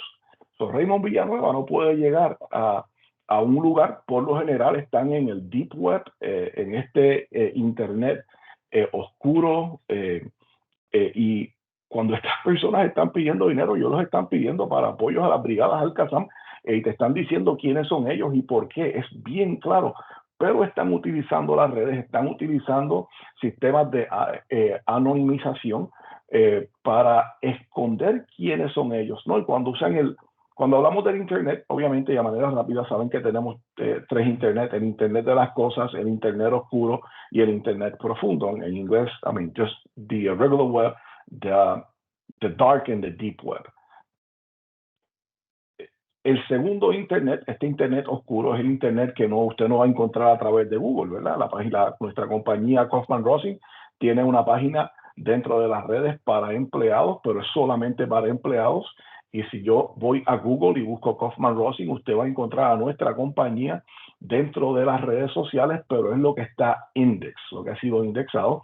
La parte de los empleados no la va a encontrar, eso se consideraría este Internet, ¿verdad? Que no es el Internet de las cosas, pero tenemos un deep web que es problemático, ¿no? Que trabaja en una red descentralizada, que trabaja en algún otro tipo de browser. Por lo general, uno de los más utilizados es Tor, The Onion Router, y ahí es que vamos a encontrar estos grupos haciendo este tipo de trabajo. La idea de que no son personas que tienen especialización o conocimiento completamente no cierto, ¿verdad? Al-Qaeda, por ejemplo, la campaña de Al-Qaeda y grupos afiliados operaban una red de lavado de dinero Bitcoin utilizando canales de Telegram y otras plataformas de redes sociales para solicitar donaciones de criptomonedas para apoyar sus actividades terroristas. Cuando estoy diciendo para apoyar sus actividades terroristas, nuevamente, bien claro, esto es lo que estamos haciendo y por esto es que lo estamos haciendo, ¿no? Pero ellos utilizaban sus campañas y técnicas de ofuscación para esconderse, ¿no? Y obviamente eventualmente fueron identificados, pero estamos viendo cómo ellos comenzaban a trabajar, a mover dinero a través de donaciones, organizaciones sin fines de lucro. Círculo Islámico de Norteamérica, eso fue un caso cerca a principios de la década de 2000 a 2010, ¿no? Y cómo ellos han ido evolucionando, vamos a ver más adelante. Casos como el caso en Paraguay, lo que se llamó Galería Page o Galería Express, que es parte de evolución, y acá es donde hemos llegado más reciente a utilizar cripto. ¿Lo están utilizando de manera exclusiva? No, pero sí lo están utilizando. Próximo, Ricardo. La campaña del Grupo Estado Islámico, la tercera campaña bajo esta acusación. Cuando hablo de la tercera campaña bajo esta acusación, es que hubo una acusación del gobierno de los Estados Unidos donde se incluyeron estos tres grupos, ¿no? Y esta es la tercera acusación. Ilustra a terroristas cómo evolucionan y son ágiles y adaptables. Esta última campaña de financiación de un facilitador del Grupo Islámico, quien entre otras cosas dirigió las operaciones de piratería del Grupo Estado Islámico, involucró la venta de equipos de protección personal durante la pandemia, ¿no? ¿Ok? ¿Qué está pasando aquí? ¿Qué está pasando acá? ¿No? Obviamente tenemos dinero que proviene de fuentes legítimas para apoyar al terrorismo, pero ahora ellos están buscando cómo ellos van a recaudar dinero y ahora comienzan a operar como cualquier otro criminal, en este caso cuestiones de piratería. Vieron que hay una oportunidad en la pandemia, hubo un incremento exponencial en la venta de equipos de protección personal, los EPP falsos, durante la pandemia, máscaras, guantes. Hubo una necesidad enorme en hospitales para nuestros first responders de adquirir este tipo de máscaras respiratorias N95. Todos pasamos por eso, ¿no? Y demás. Y entonces ellos comienzan a adquirir este tipo de material, lo comienzan a vender, ¿verdad? Para recaudar fondos, ¿no? Para recaudar fondos. Y lograron vender y lograron recaudar fondos, ¿verdad? Y hasta que fueron identificados. ¿Qué otros ataques hemos visto en lo que ellos están involucrados? Son ataques que no implican ningún tipo de violencia, ¿no? Ataques de negación de servicios, que son intentos maliciosos para interrumpir sitios web legítimos y esenciales. Y este ejemplo está bien pegadito de mi corazón porque yo fui una de estas personas que estuve a punto de quedarme varado en el corredor 95 de los Estados Unidos, este corredor, esta carretera que nos lleva desde la ciudad de Miami completo al norte a través del estado de Nueva York hasta la frontera con Canadá, ¿no? Eso va completamente de norte a sur, sur a norte, el corredor 95. Y en el 2021 muchos conductores quedaron varados en las carreteras sin poder, ¿verdad? Echar gasolina, sin poder ponerle gasolina a sus vehículos. Nadie sabía, yo incluido. De hecho, yo estaba en una conferencia de crímenes financieros y venía de camino nuevamente a mi casa con mi familia y mis niños. Aprovechamos la oportunidad para pasar unos días en el sur de la Florida y decidí, en vez de volar, decidí conducir, ¿no? Y pues nos paramos en ciertos sitios y demás en lo que nos regresábamos. Sucede que cuando estoy de camino a mi casa, nos damos cuenta de que necesitábamos poner gasolina al vehículo y las gasolineras no tenían gasolina. El corredor 95 es un corredor donde hay mucho, de hecho, es uno de los corredores más importantes en la costa este de los Estados Unidos para el movimiento de mercancía, de camiones, ¿no? A través de diferentes estados, y nada de gasolina, y obviamente nos enteramos más adelante que hubo un ataque en contra de Colonial Pipeline, que es esta línea que lleva gasolina a la costa oeste, y fue un ataque de denegación de servicios para establecer un cambio. Eso nuevamente, como bien mencionó el compañero José a principios, ¿no? Terror, aplican terror. Aquí no hubo violencia, aquí no ningún artefacto explosivo detonó, pero aplicaron terror denegando un servicio esencial para este grupo terrorista adquirir lo que ellos deseaban adquirir, ¿verdad? Y como les mencioné, estamos viendo una evolución. Próximo, Ricardo. Indicadores, y hemos hablado de muchos de ellos, ¿verdad? Donaciones a organizaciones no gubernamentales, sin fines de lucro, presentación de documentos de identidad notoriamente nuevos o falsificados. Tenemos que entender cuáles son esos documentos que estamos pidiendo, cuáles son documentos de identidad y cómo podemos establecer la identidad de una persona, cualquier persona que venga a nuestra institución. Y la compensación comienza con anonimidad. Es un problema. Varias personas que envían fondos al mismo beneficiario. Y algunos de estos indicadores, no voy a ir a través de todos ellos, los hemos visto en otros crímenes, pero son bien importantes, ¿no? La compra de autos. ¿Por qué la compra de autos? La compra de autos, si usted se acuerda de la operación Car Wash o lavadero de autos, una operación donde se vio el movimiento de vehículos usados o piezas de vehículos usados al área de Nigeria. Y entonces cuando uno mira a Nigeria, uno dice, pues, ¿cuál es el problema? Si lo que más ellos importan al país son piezas de autos usados y autos usados para consumo local. El problema es que esos vehículos o esas piezas luego se movían al país de Níger, a Benín y al Líbano para uso de Hezbollah, ¿no? Estamos viendo cómo el beneficiario final de este envío es otra persona para apoyar una entidad terrorista, ¿no? Tenemos que estar bien pendientes a estos movimientos y flujos también transnacionales, tanto de personas como de mercancía. Próximo.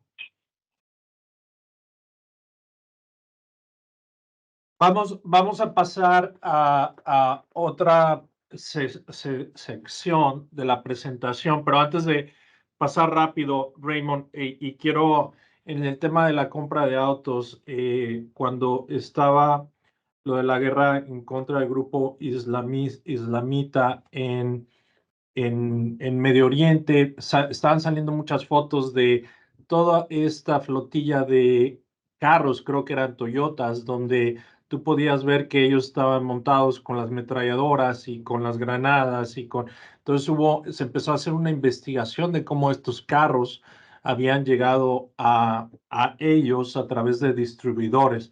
También otro ejemplo, y van a ver en el internet fotos más recientes donde si ustedes ven lo que es en México hay un cartel de la nueva generación donde de hecho tiene también una flotilla de carros y están vestidos como militares y tienen toda esta exportación y compra de automóviles para ser transportados. Antes de pasar a la siguiente sección, quiero abrir el micrófono. No sé si tenemos alguien con preguntas o comentarios que quieran aportar con respecto a lo que hemos cubrido hasta este momento. Creo que había una pregunta, Raymond, no sé si llegaste a leerla o no, o si fue cubierta. Vamos a tocarlo más adelante también, el tema. Ok, perfecto. Bueno. Mira, Ricardo, de lo que tú mencionabas de los vehículos, de hecho, uno de los vehículos más sonados es un video de este grupo con una con una camioneta que tenía atrás su ametralladora montada y todo, y cuando miraba la puerta era una compañía de plomería de Texas, del estado de Texas. Oh, sí, cierto. Cierto. Y los diferentes medios noticiosos llegaron a entrevistar a esta persona de que cómo ese vehículo llegó allá, y él explica que era un vehículo que él hacía un lease para su negocio y que él lo había entregado, ¿no? So, como estas personas están acá adquiriendo estos vehículos. De hecho, muchos de esos vehículos se movieron a través de esta línea que les acabo de mencionar, entrando por Nigeria, a Nigeria, Níger, Benín y al Líbano. Y entonces de ahí se movían muchos de estos vehículos. También vemos este tipo de complejidad en el robo, en el hurto de autos, ¿no? Como de momento el auto desaparece y aparece en otra jurisdicción por uso de este tipo de operador, ¿verdad? Pero eso es otra dinámica, otra conversación. Perfecto. Vamos a pasar, entonces, cómo lo que hemos presentado, entonces ya lo podemos conectar con casos reales en Latinoamérica. Por ejemplo, nosotros tenemos, como se había mencionado anteriormente, que el terrorismo no es nuevo, ha aparecido, ha existido por décadas en Latinoamérica, en Colombia, como bien se dijo, donde Colombia tiene el tema del FARC, el M-19, el Ejército de Liberación Nacional, que obviamente es una organización de guerrilla insurgente, son narcotraficantes, también son terroristas colombianos de extrema izquierda. Pero no solamente hay que tomar en consideración este tipo de terrorismo a nivel local, a nivel país. Hay grupos terroristas que son de Medio Oriente, que de hecho están operando a nivel regional.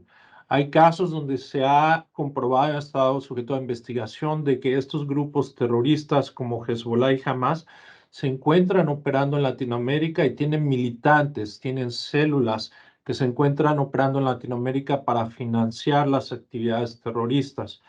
Y esto también nuevamente no es nuevo. Tenemos antecedentes de actividad terrorista desde hace tiempo atrás, desde los 1975, 1990, donde hubo incluso 1992, donde hubo incluso ataques terroristas a la Embajada de Israel en Buenos Aires, un atentado a la Asociación Mutual Israelita Argentina en el 94, y también un poco más reciente, atentado en contra de la Embajada de Estados Unidos en Perú en el 2002. Entonces, ha habido ya indicios de que estas células terroristas que están operando en Medio Oriente por alguna, acercamiento religioso pueden llegar a ser atentados terroristas en contra de instalaciones o en contra de básicamente oficinas judías, israelitas. Aquí hay un caso donde Raymond, creo que este caso estás familiarizado, de ITS Group, ecoextremista de Chile, ¿correcto? Estás en mute. Sí, perfecto, correcto. Ricardo, esto es un ejemplo, ¿verdad? De que nuevamente muchas veces pensamos en nuestro hemisferio narcoterrorismo, obviamente, porque lo vimos tanto, bueno, en diferentes países de la región, ¿verdad? Pero tanto comenzando en Colombia con la época de los carteles poderosos en Colombia, como bien tú mencionaste en México, ¿verdad? Con no meramente la violencia física, pero también psicológica a personas que transitaban por esos puentes, veían estos cuerpos decapitados colgando de puentes y demás, esta violencia extrema. Pero también tenemos grupos como ITS, ¿verdad? Que son grupos ecológicos. Ellos tienen una mentalidad y tenemos que estar bien pendientes a esto, porque cuando vemos cómo estos grupos operan, o no cómo operan, cuando vemos su motivo, ¿no? Es la protección del medio ambiente. Podemos recibir un mensaje sumamente subliminal, un mensaje sumamente bonito, ¿no? Pero sin embargo, cuando miramos cómo operan y cómo ellos están llevando su mensaje, pues entonces ahora tenemos un problema, ¿no? Un problema. Yo he utilizado estas fotos en varias presentaciones. Y recientemente estaba haciendo una presentación similar en inglés, en persona, y al final de la presentación se me acerca una persona mayor, cuando digo mayor que yo, ¿verdad? Una persona ya en sus 70 y tantos años, y se me acerca y me dice, wow, no puedo creer que eso sea un grupo en Latinoamérica y que sea un grupo extremista en Chile, ¿verdad? Y le digo, ¿por qué usted me comenta eso? Y me dice, me enseña nuevamente la foto. Y yo le digo, no hay problema. Yo no había prestado atención a esto, pensaba que era un símbolo más indígena. Y él me dice, es que el símbolo del centro del logo de estas personas parece una suástica. Y yo nunca había pensado en este detalle, ¿verdad? Pero es este tipo de mensaje subliminal que estamos apoyando. Y en realidad, ahora cuando miro esa foto, no puedo dejar de mirar la suástica en el mismo centro de este grupo con esta mentalidad, ¿verdad? Y te digo eso y se me erizan los pelos, ¿no? Es un mensaje fuerte, ¿verdad? Es un mensaje fuerte y cómo estas personas van a hacer todo lo que tengan que hacer sin importar la vida, ¿verdad? Y están operando en nuestra región. De hecho, son sumamente activos en nuestra región. ¿A dónde va el dinero y por qué ellos están haciendo esto? ¿Y por qué se esconden detrás de un grupo de protección ecológica y de vida salvaje? No, actualmente no lo sabemos, pero son cosas que hemos visto un tanto diferentes en nuestra región, ¿verdad? Y es importante traerlo al piso porque va mucho más allá de este terrorismo que nuestra mente inmediatamente se va, que es este terrorismo islamita.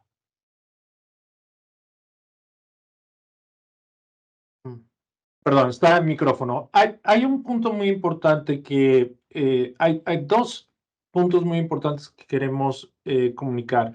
Uno, puede ser cualquier compañía, entidad que se dedica a protección del medio ambiente, que se dedica a alguna causa común, social, que puede abrir una cuenta con una institución financiera. Pero también a nivel de personas, un terrorista puede ser Raymond o yo. O sea, ustedes no van a imaginar que viene una persona islamista radical con un turbante y que abre una cuenta en un banco o institución financiera con ustedes.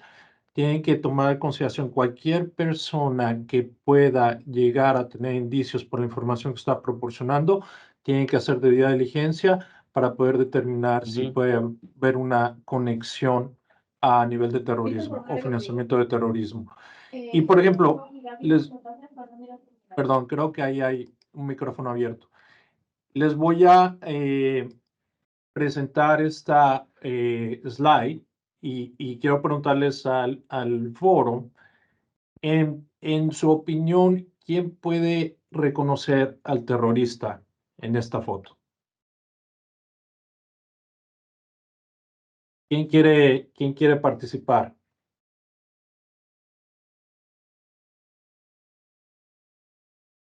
¿Quién consideran ustedes que puede ser el terrorista? No se están contestando, Ray, porque no veo. Ah, Oscar Pascual. Bienvenido, Oscar. Platícanos. No te escuchamos. Ok, bueno, mi nombre es Oscar, yo trabajo en la Superintendencia de Sujetos Obligados No Financieros. Un gusto, Oscar. Sí. Mi opinión muy particular puede ser esta encasillado con la letra A. Naturalmente, el que está encasillado en la letra B por su perfil, podríamos pensar que es una persona, pudiese ser, obviamente somos muy respetuosos de las religiones, un líder ideológico. Sin embargo, y es relativo naturalmente, el que está encasillado en la letra A puede ser quizá esa persona que materializa el hecho, que quizá comete el ilícito. Es con ambas retratos que puedo ver aquí, es mi opinión muy particular. Y gracias por participar, Oscar. Y efectivamente lo que estamos dando a mensaje es no establecer una investigación o sospecha con base en estereotipos. Una persona que puede estar involucrada en terrorismo, en financiamiento de terrorismo, puede ser exactamente como se ve como Raymond, como se ve como yo, que vamos a abrir una cuenta. En el caso en particular, exactamente la persona del lado B, de hecho, es el líder supremo de Irán, Khomeini, que obviamente sí es un líder religioso, pero el que realmente aquí está realizando financiamiento de terrorismo a células terroristas es la persona que está en el rubro A. Y él se llamaba se llama, todavía existe, Assad Ahmad Barakat. Y él emigró en la década de los 80 de Líbano a Paraguay, escapando de la guerra civil libanesa cuando era más pequeño. Y como va creciendo, establece su sede en Paraguay, empieza a establecer negocios en la punta del este, incluyendo una compañía que se llama Apollo Import Export Mondial Engineering and Construction. ¿Qué es lo que sucede? Con la ayuda de sus hermanos y con otros cómplices empezaron a crear estas compañías para operar en Líbano, Chile y Argentina. Y Barak se desempeña como financiero adjunto a una mezquita en Brasil. Entonces, si Barak va a la cuenta al banco, institución financiera de ustedes, quiero abrir una cuenta porque tengo una compañía transnacional que opero desde Paraguay y que tiene operaciones en otros países en Latinoamérica, incluyendo Brasil. Entonces, no hay indicios realmente de conexión. Lo que sucede en el 2006, empieza a estar una investigación donde Barak se empieza a determinar que es el tesorero que está realmente moviendo los fondos para el Hezbollah. Y Estados Unidos lo mete en la lista y ordena que los bancos que tengan cuentas con él congelen los activos, los fondos. Barak en ese entonces estaba cumpliendo una condena por evasión de impuestos, porque una de las cosas de las operaciones que también estaba realizando actividad criminal de otra forma. Cuando Barak recauda los fondos de Hezbollah, utiliza diferentes bancos, diferentes modalidades para poder realizar esta transmisión de fondos a través de cuentas y a través de instituciones financieras y estos fondos dirigidos al Hezbollah. ¿Qué es lo que pasa? En el 2018, más reciente, Barak es arrestado en la triple frontera con Brasil, Paraguay y Argentina, y ahí se le vincula, de hecho, conexiones yendo desde atrás, como lo había presentado en una de las presentaciones con respecto al ataque terrorista que sucedió en Buenos Aires, donde se le atribuye al Hezbollah, pero también se empieza a identificar que Barak estaba utilizando un casino en la zona fronteriza, en las cataratas de Iguazú, para efectos de mover todo este dinero y para efectos de financiar al grupo terrorista. ¿Quién me puede, y esto es lo que se conoce como triple frontera, quién me puede decir por qué es importante la triple frontera y cuál es el riesgo que los países en Latinoamérica tienen con respecto a la triple frontera? Fuera de que conocemos de que ahí están las cataratas de Iguazú.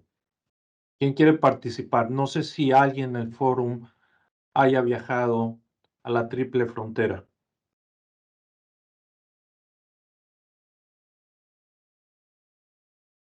¿Qué me dicen?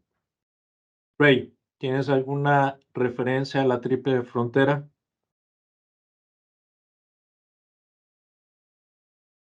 No te escucho tampoco. Ricardo, sí, mira, la triple frontera es un área donde se han visto diferentes casos, lamentablemente, sobre todo en Ciudad del Este, que involucran, ¿verdad? Involucran este tipo de grupo que apoya a Hezbollah específicamente. Es un sector comercial bastante activo, ¿verdad? Obviamente por su localización, donde hay fácil movimiento tanto a Brasil como a Argentina. Mencionaste el punto, más bien del punto de vista turístico, que son las Foz do Iguazú, las cataratas en Brasil, pero es un tipo donde hay mucha actividad ilícita, mucha actividad ilícita. Más adelante vamos a hablar de un caso que se llamó el caso de Galería Page Galería Express, que también sucede, de hecho, gracias por moverte a la diapositiva, en esta área de la triple frontera, en un centro comercial de esta ciudad. Y de hecho, bien contemporáneo con el caso de Barak, ¿no? Este centro comercial fue designado por los Estados Unidos como un SDGT, Specially Designated Global Terrorist, un terrorista designado globalmente por los Estados Unidos por sus nexos a diferentes organizaciones, pero específicamente a Hezbollah. ¿Qué tipo de trabajo hacía esta persona? ¿Qué tipo de trabajo hacía esta familia, este centro comercial? Y cuando digo familia, era una familia que estaba detrás de esta operación. Ellos compraban y movían, dice acá, consolas de PlayStation, pero también otro tipo de artefacto electrónico, tipo iPod y otro tipo electrónico, y lo movían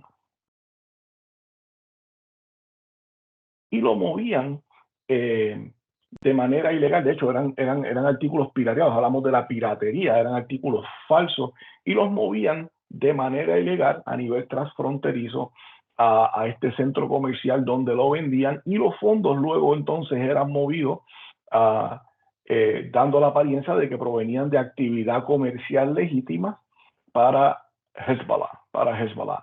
Este caso se pudo probar, muchas personas fueron juzgados en las cortes en los Estados Unidos, donde están extinguiendo sentencias. ¿Qué es la parte más importante?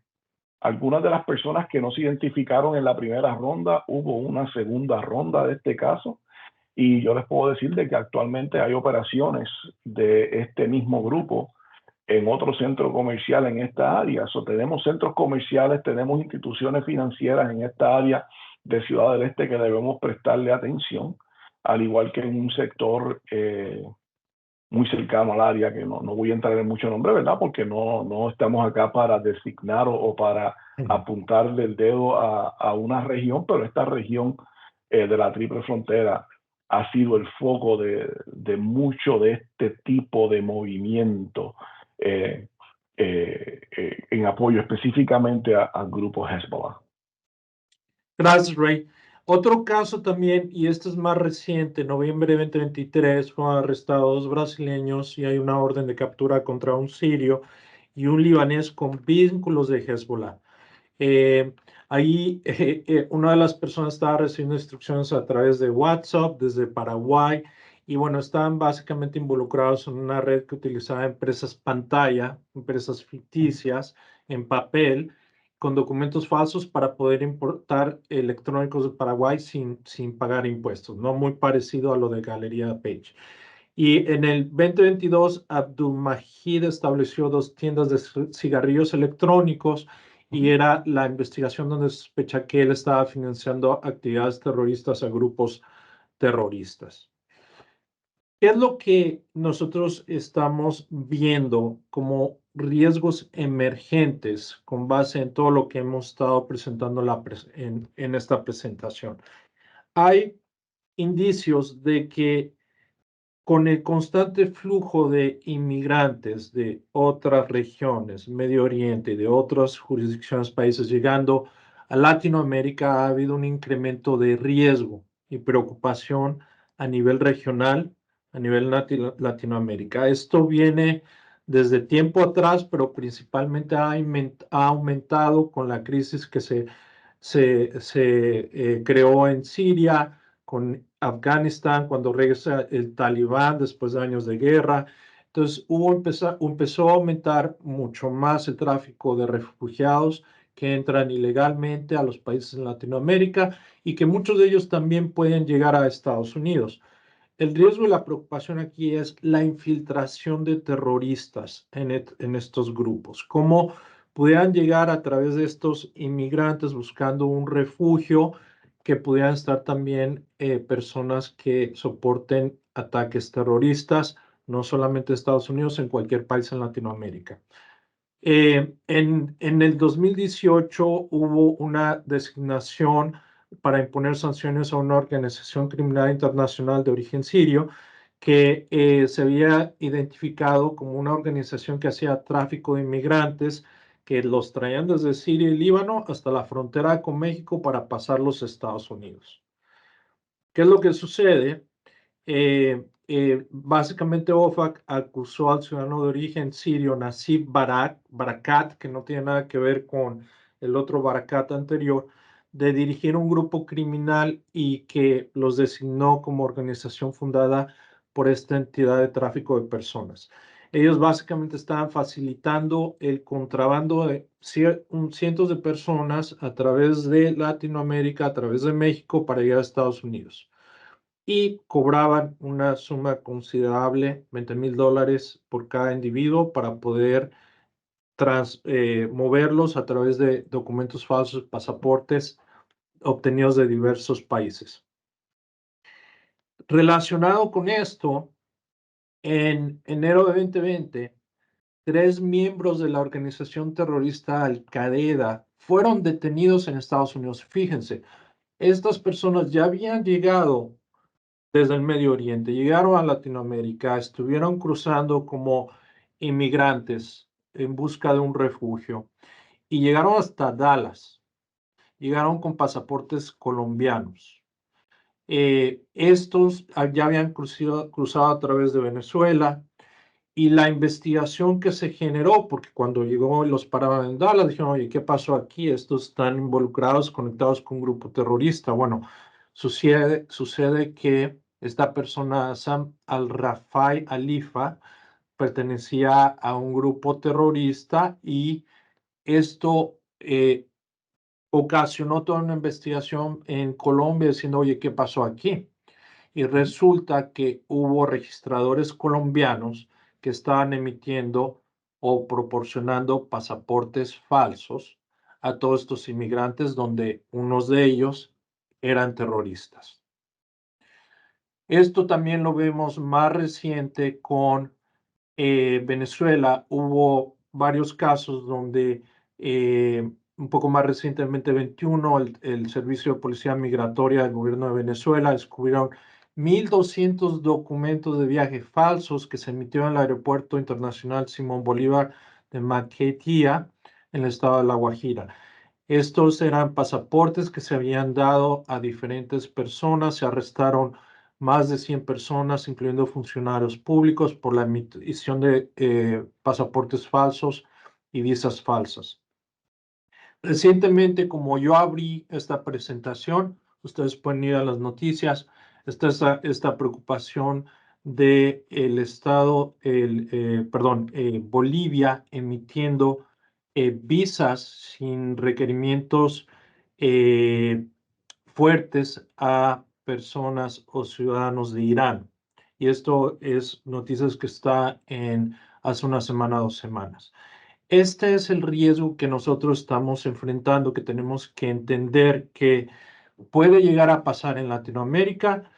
Las personas que pueden estar llegadas a ser vinculados a actividades terroristas, financiamiento del terrorismo, no solamente desde el aspecto islámico extremista, pero también terrorismo de narcoterrorismo, pueden llegar a abrir cuentas, pueden llegar a abrir pasaportes con documentos falsos en cualquier cuenta, institución financiera en Panamá o en cualquier otro país.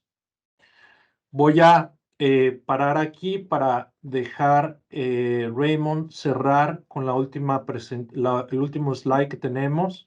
Lo voy a cambiar. ¿Cuáles son tus puntos claves, Ray, de todo esto? ¿Qué es lo que estamos aprendiendo? Ricardo, bien importante, ¿verdad? Número uno. Cuando hablamos de terrorismo, hablamos, como bien dijo el compañero José al principio de la presentación, hablamos del uso de violencia, de terror, de miedo para establecer un cambio, bien sea político, social, económico, ¿verdad? Estamos hablando de utilizar, y utilizo la palabra del compañero José porque fueron muy puntuales, terror, ¿no? No podemos pensar que terrorismo islamita es el único terrorismo que existe, ¿no? Tenemos otras maneras, otros grupos con diferentes ideologías. Islamita es una de las ideologías, ¿verdad?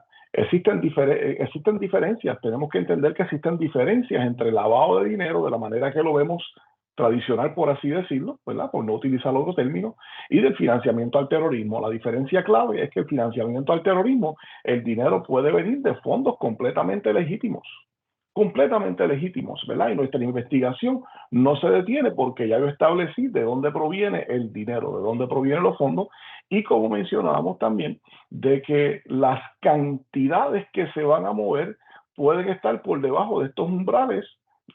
Viste, muy buen estudiante, me aprendí la palabra, umbrales, bien por debajo de estos umbrales de monitoreo de transacciones, ¿no? Las políticas, procedimientos y controles internos de nuestras instituciones a nivel de instituciones financieras deben estar actualizadas en respuesta, Ricardo, a estos riesgos emergentes que tú estabas comentando, estos flujos migratorios, por dónde estas personas pueden entrar a nuestro hemisferio, a nuestra región, sin necesitar una visa. Mucho de esto estaba sucediendo en Brasil, en el aeropuerto de Sao Paulo, en Brasil, donde estas personas llegaban completamente de manera legítima, ¿verdad? Y hacían entrada, pero no se quedaban, sino que comenzaban a moverse a otros países en la región, ¿no? La complejidad del financiamiento del terrorismo ha evolucionado. Según evoluciona el crimen, según vemos que las organizaciones transnacionales evolucionan, según nosotros evolucionamos más a una economía mucho más globalizada, mucho más electrónica, mucho más ágil, estas entidades, estas organizaciones terroristas han también evolucionado muchas veces a una manera más rápida.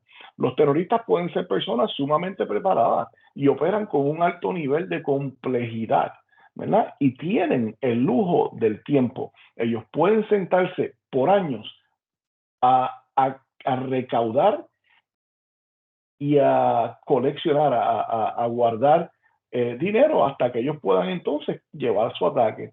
Cualquier país en Latinoamérica se encuentra expuesto, cualquier región, yo diría en Latinoamérica, en el mundo, con este movimiento cibernético, cualquier región en el mundo se encuentra expuesto al financiamiento del terrorismo. Es una realidad.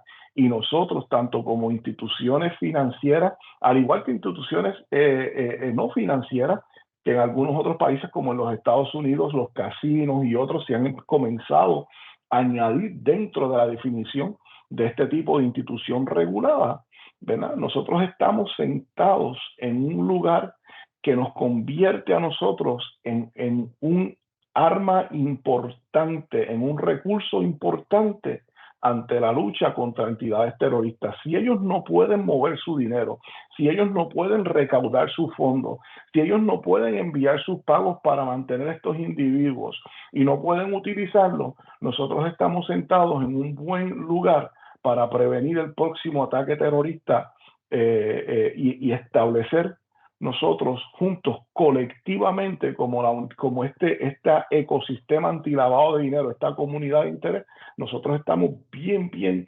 puestos para poder prevenir estos ataques y para identificar e iluminar y reportar a las autoridades pertinentes quiénes son estas personas. Perfecto, muchas gracias, Ray. Voy a abrir, tenemos creo que un poquito menos de 5 minutos, pero quiero abrir el foro a preguntas, dudas, comentarios que quieran cerrar para efectos de terminar esta presentación. No sé si alguien tenga algún comentario adicional o alguna pregunta.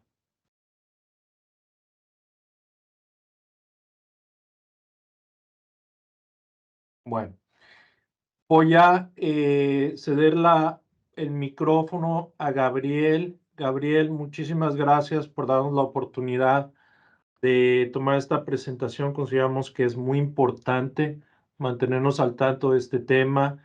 Me gustaría cederte el micrófono. Nosotros, cualquier cosa que ustedes necesiten como pregunta posterior que nos quieran comunicar, nosotros tenemos los datos de contacto en la pantalla. Gabriel, te regreso el micrófono.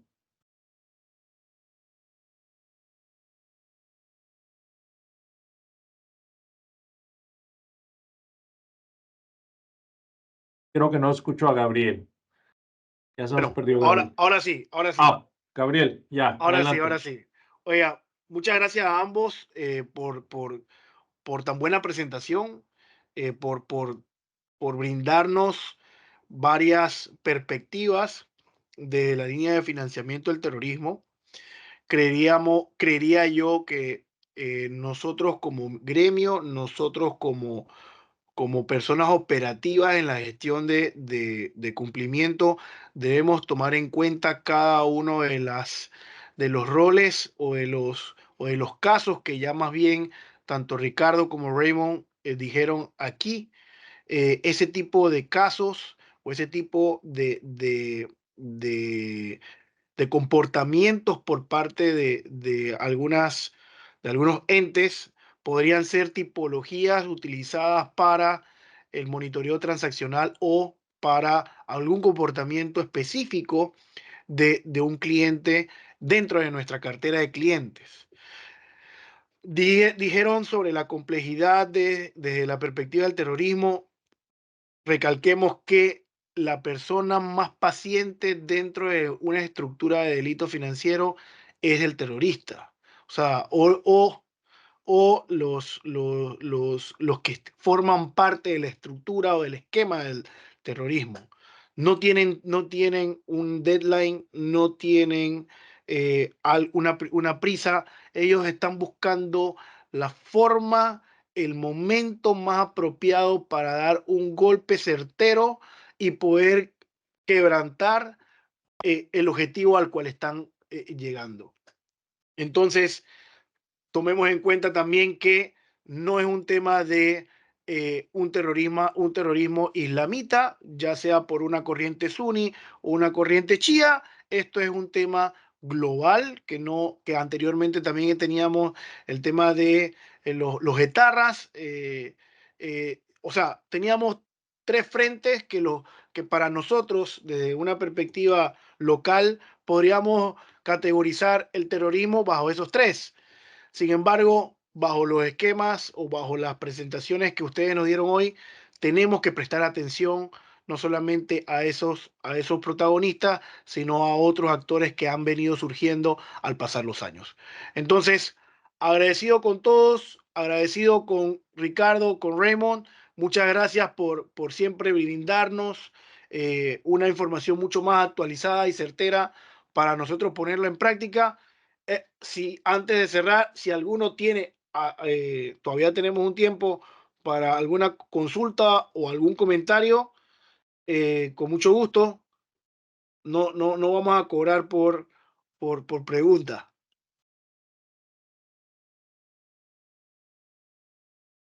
Creo que las personas quedaron muy satisfechas o tuvieron mucha información para procesar. Oigan, agradecido con todo. Ricardo, Raymond, un abrazo desde la distancia. Estamos en contacto y saludos. Muchas gracias, saludos, hasta luego, que tengan buen día. Igual. Hasta luego. Muchas gracias, Gabriel, y a todos los compañeros. ¿Cómo no? Que tengan buena tarde.